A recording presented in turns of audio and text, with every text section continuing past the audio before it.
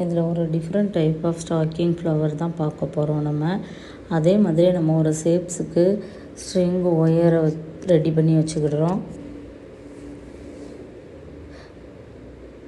வச்சுட்டு அந்த ஸ்டாக்கிங் கிளாத்துக்கு மேலே அந்த ஸ்ட்ரிங்கு ஒயரை நம்ம வச்சிடணும். ஒயரை வச்சு அந்த ஸ்ட்ரிங்கு ஒயருக்குள்ளே நம்ம ஒரு கட் பீடோ, நம்மளுக்கு என்ன மெட்டீரியல் குட்டி குட்டியாக இருக்குதோ அவைலபிள் இருக்குது, sugar bead, cut bead, pearl, clip stone, இதெல்லாம் நான் போட்டு அதுக்கு உள்ளே தான் இருக்கணும். நம்மளுக்கு அந்த ஸ்டாக்கிங் கிளாத்து அந்த ஃப்ளவருக்கு உள்ளே தான் இருக்கணும். ஸ்ட்ரிங்கு ஒயருக்கு உள்ளே வச்சு நம்ம நல்ல ஸ்டாக்கிங் கிளாத்தை வச்சு நல்லா நம்ம ஸ்டிச் பண்ணிக்கிடுதோம். ஸ்டிச் பண்ணிட்டு அதே மாதிரி கட் பண்ணிக்கிடுவோம். இதே மாதிரி ஒரு 3 பெட்டல் 4 பெட்டல் ரெடி பண்ணி ஒரு 3 ஸ்டாக்கிங் ஃப்ளவர் இதே மாதிரி நம்ம ரெடி பண்ணி வைக்கணும். ரெடி பண்ணி அதை ஃப்ளவராக ஸ்டிச் பண்ணணும்.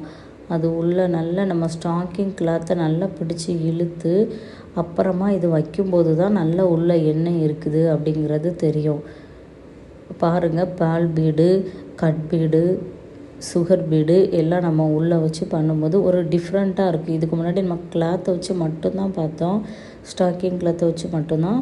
அதுக்கப்புறமா நம்மளாம் ஸ்டாக்கிங் கிளாத் ஸ்ட்ரிங்கு ஒயருக்கு உள்ள நம்ம எப்போ பால் பீடு இன்சர்ட் பண்ணி அது எப்படி பண்ணலாம் ஃப்ளவர் ஸ்டாக்கிங் கிளாத்தை வச்சுன்னு பார்த்தோம்.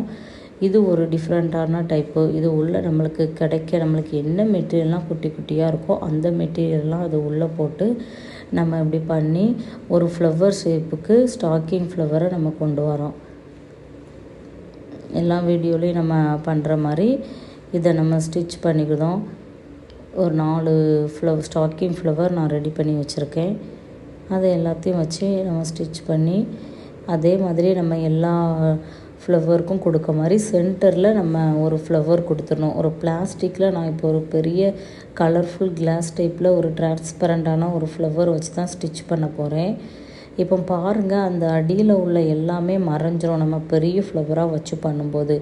அந்த பெரிய ஃப்ளவருக்கு மேலே நான் ஒரு துலிப் ஃப்ளவரை வைக்கேன். துலிப் ஃப்ளவருக்கு மேலே நான் ஒரு 2 mm சுகர் பீடை வச்சு ஸ்டிச் பண்ணுறேன். இப்போ நம்ம என்ன பண்ணணும், சுகர் பீடை எடுத்துட்டு அந்த துலிப் ஃப்ளவர் உள்ளே தான் நம்ம நீடியில் விடணும். சுகர் பீடு உள்ளே நம்ம நீடியில் விடக்கூடாது.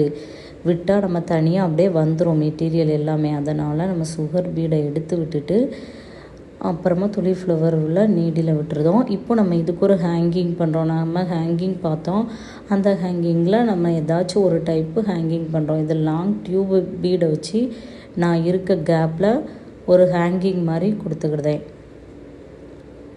இதுக்கு நான் பால் பீடு எதுவுமே யூஸ் பண்ணலை. நம்ம பால் பீடு வச்சு யூஸ் பண்ணினாலும் இந்த டியூப் பீடு பக்கத்தில் ஒரு பால்னாலும் வச்சு நம்ம பண்ணலாம் ஹேங்கிங். அப்போது இதை விட அழகாக இருக்கும். அது கொஞ்சம் நல்லா தொங்குனாப்பில் அப்படி இருக்கும் நம்மளுக்கு. இப்போது மற்ற இருக்க கேப்பில் 3 சைடும் கேப் இருக்கு இல்லையா, அதில் நம்ம என்ன பண்ணுறோம்னா ஒரு 5 பெட்டல் ஃப்ளவர் சீக்வன்ஸை வச்சு ஸ்டிச் பண்ணிக்கலாம். இல்லைனா இதே மாதிரியே லாங் டியூப் பீடை வச்சுனாலும் நம்ம 3 பக்கம் இருக்க கேப்பை ஃபில் பண்ணிக்கலாம். இது